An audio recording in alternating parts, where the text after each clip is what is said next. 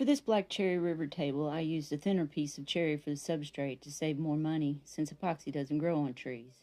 The client wants a long shelf under the table, so an opaque river is required.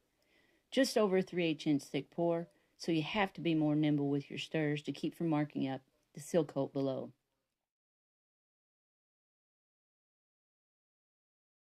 To flatten and sand the table before I ripped out the epoxy. You can clearly see the lines from my stirring stick. And along the edge, I allowed too much of the white metallic mica powder to settle. I cut out the center first and then the edges. Used a flat disc wheel on my grinder to contour the river banks and grind down into the wood for more depth. I sanded up to 180 and set up for the second pour. I dammed the edges using strips of door seal and used cardboard covered with packing tape caulked onto the ends. The depth of the pour now is just over a 1/4 inch.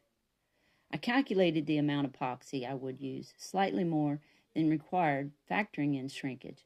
I wanted the epoxy to cure slightly above surface level so I could just sand it down rather than using the spoil board router bit.